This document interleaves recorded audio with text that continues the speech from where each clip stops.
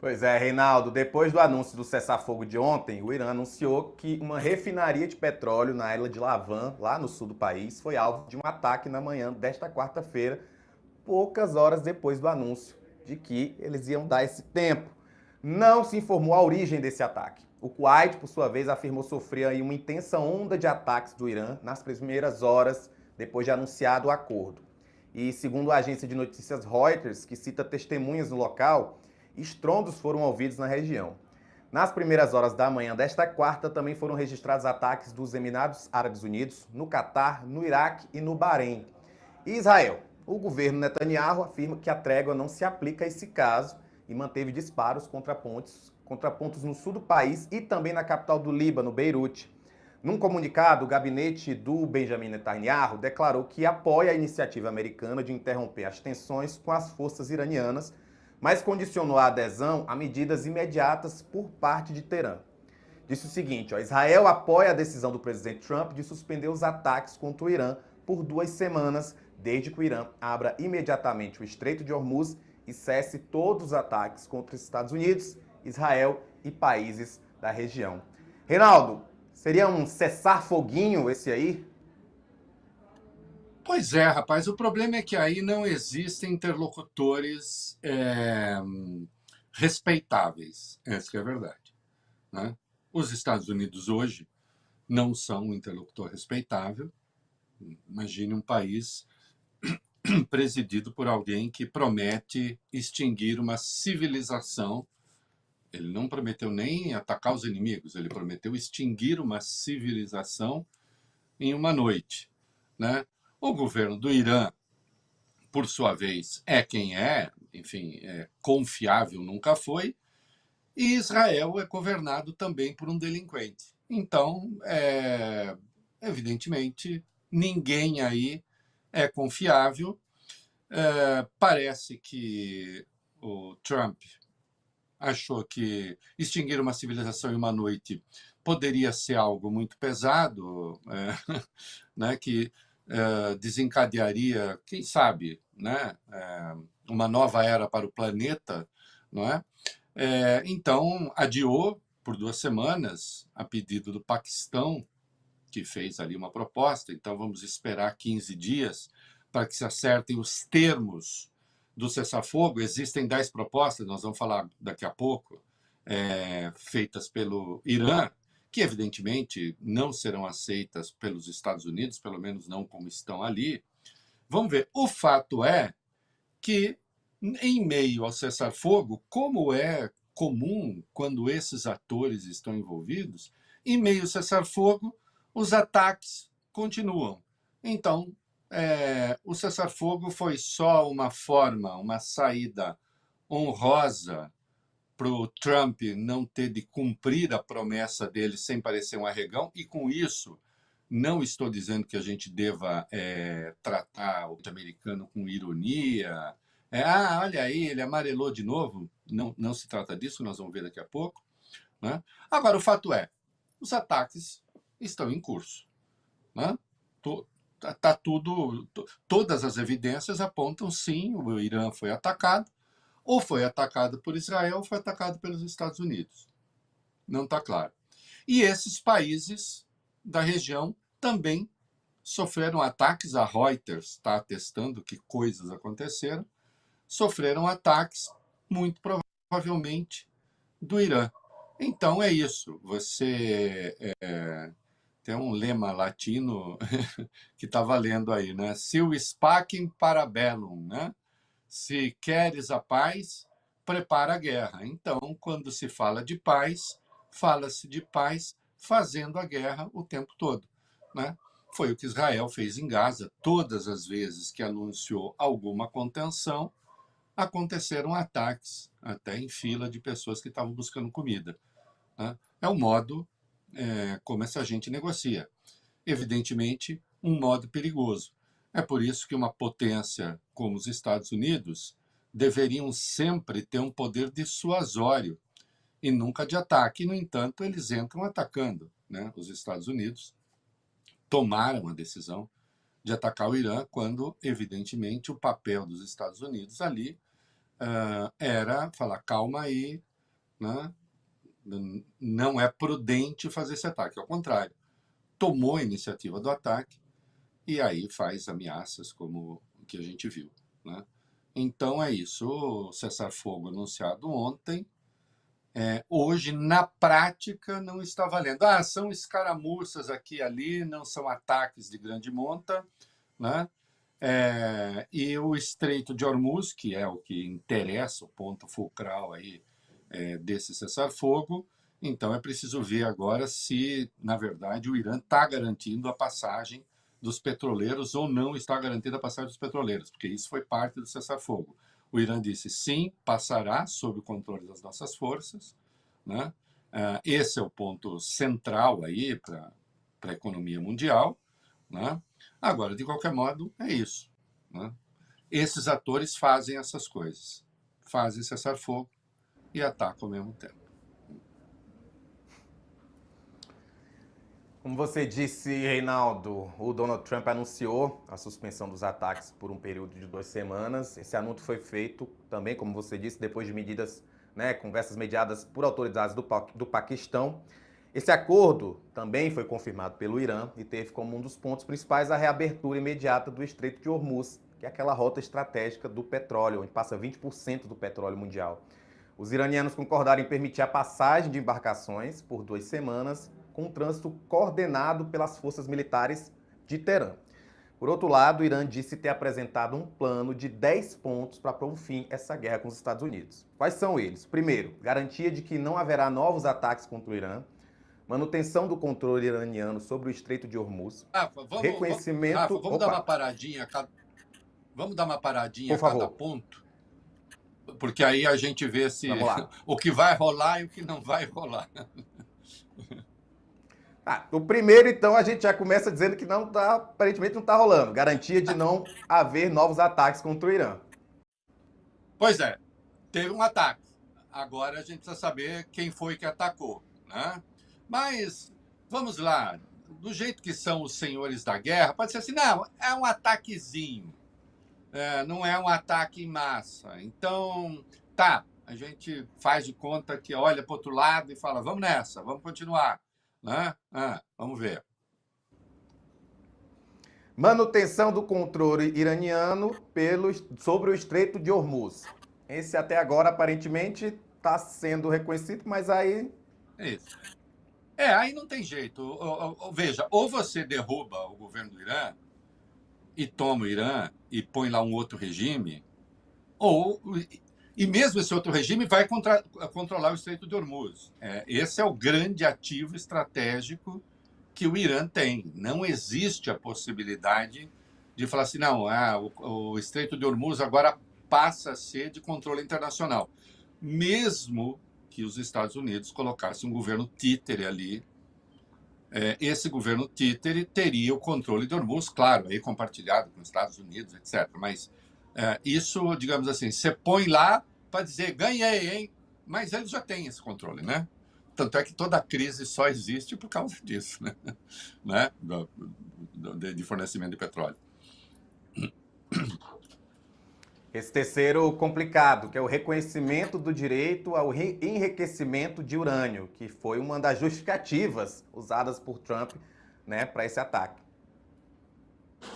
A questão aí o Irã enriquece urânio hoje a perto de 60%, para fazer a bomba precisa de 90%, de 60 até 90, a diferença é grande, são anos aí. Precisa ver exatamente o que é que os Estados Unidos...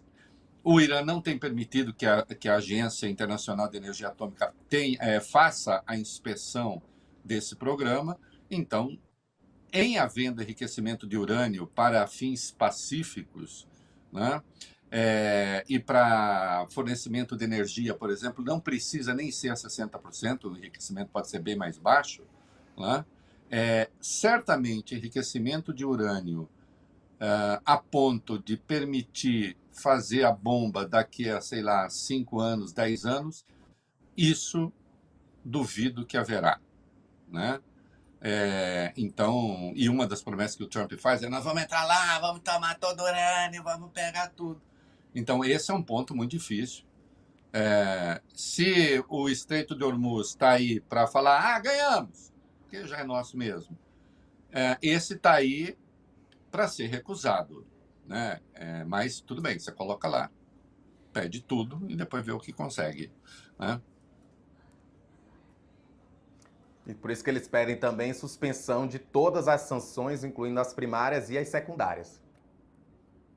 Isso, desde sempre, todas as sanções aplicadas ao Irã, desde a Revolução Islâmica de 79, você tem sanções, eles querem o fim de todas.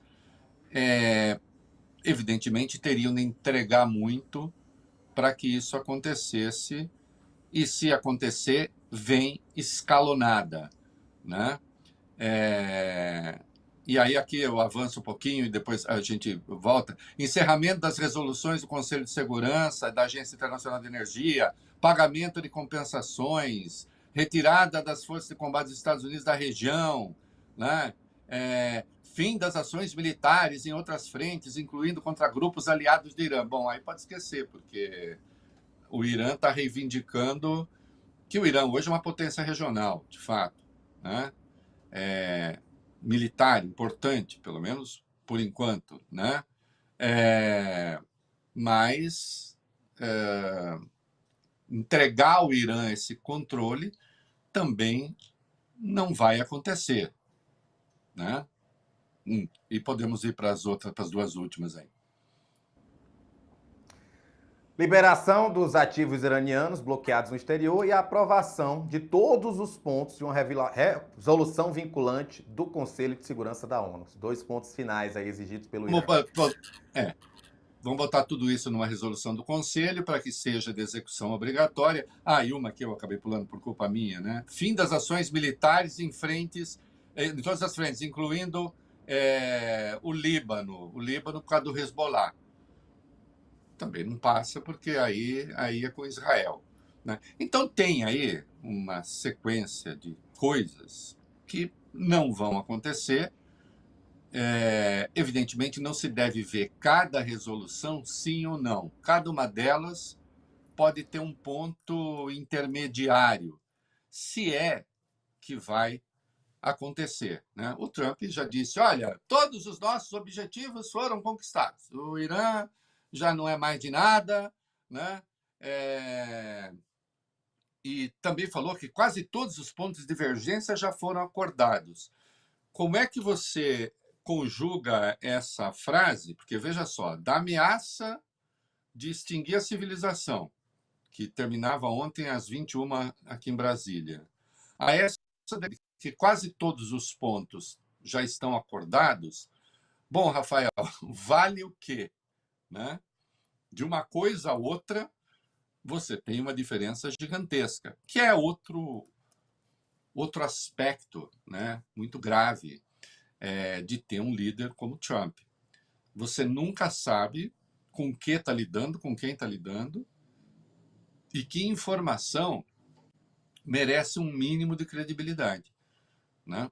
Agora, eu escrevi um texto essa madrugada no Metrópolis sobre essa questão. A gente não pode tratar o Trump só como um palhaço que fala coisas, que faz ameaças e que depois não as cumpre.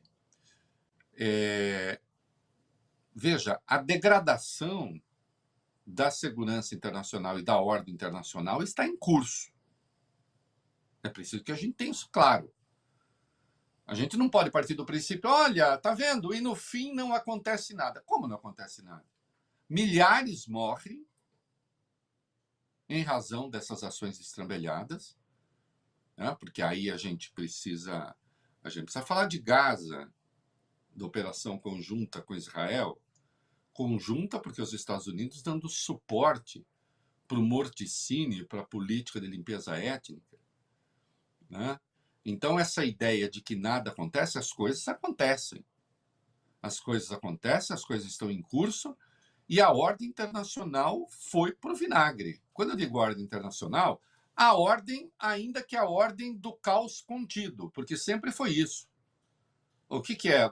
A Guerra Fria foi isso. né? Então, a gente sai da Segunda Guerra, e a gente sai da Segunda Guerra com os blocos formados, etc., e os países fazem guerras terceirizadas, as duas potências, então, União Soviética e Estados Unidos, não é? Mas você tinha o caos contido. No episódio dos mísseis de Cuba, quase tudo vai para o vinagre, mas foi possível conversar, né? O que a gente tinha até havia pouco era um mundo. É preciso entender a questão de fundo aí, né? Um mundo multipolar que não havia antes. Nós temos a Segunda Guerra com duas potências. E a Europa subordinada aos Estados Unidos e hoje perdida, né?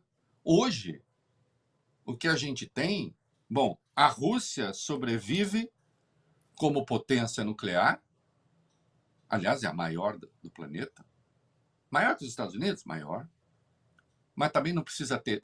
Ô, Rafael, ninguém precisa destruir o mundo 30 vezes, basta um, né? Só tem um, não é isso? Mas sai com potência nuclear, os Estados Unidos, por óbvio, você tem a China como um novo ator, você tem esse mundo multipolar,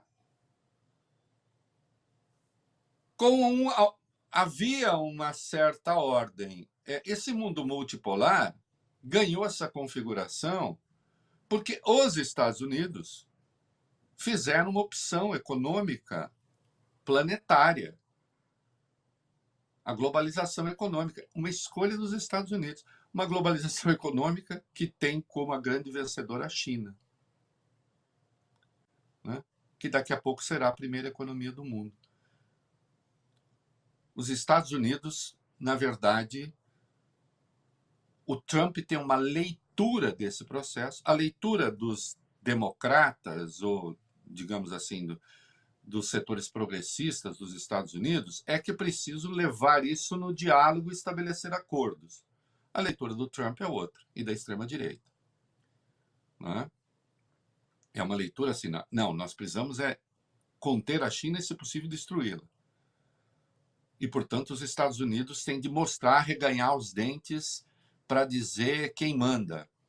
Né? O Partido Republicano sai da sua postura de não quero guerra com os outros para quero guerra com o mundo se precisar. O próprio Trump refala e muda a postura que ele mesmo tinha em relação a isso. Né? E a ordem internacional foi para o vinagre, querido. Acabou. Né? Você quer alguém mais legitimado hoje do que o Putin nessa nova ordem? Por que o Putin sairia da Ucrânia? Aliás, se o Putin resolver pegar algum outro pedaço, quem é que vai poder reclamar? É que pode não ser do interesse. Afinal de contas. Aliás, o D-Day Vance foi para a Hungria apoiar o Viktor Orbán, o maior aliado de Putin. Né? Numa Europa destroçada do ponto de vista político, porque ele não tem voz, a gente vive a era do vale tudo. Essa coisa palhaçada do Trump, a gente tende a fazer pouco caso, ela é muito perigosa. Ela é muito perigosa. A qualquer hora pode acontecer algo muito ruim. Né? Porque, de resto, se estabelece uma outra máxima. Né? Se nós saímos do fim da Guerra Fria ali, da dissolução da União Soviética, nós saímos com a máxima de que, bom, os países devem evitar programas nucleares, armas nucleares, etc. O que o Trump diz é o seguinte: país que não tem bomba, leva bomba. É isso. Veja que ninguém se incomoda com o Kim Jong-un, não é mesmo? E ninguém se incomoda com o Kim Jong-un. Se incomoda. Ninguém vai molestar o Kim Jong-un. Que, assim, se há uma ditadura no sentido mais absoluto e pleno da palavra, é a Coreia do Norte. Mas ninguém se incomoda com o Kim Jong-un, porque ele pode mandar Seul para os ares ou transformar Seul em fumaça em minutos. Né? Então, o que se está dizendo para o Irã é o seguinte: ninguém mandou não fazer a bomba antes. Quem não tem bomba não tem voz. E isso também é péssimo. Né?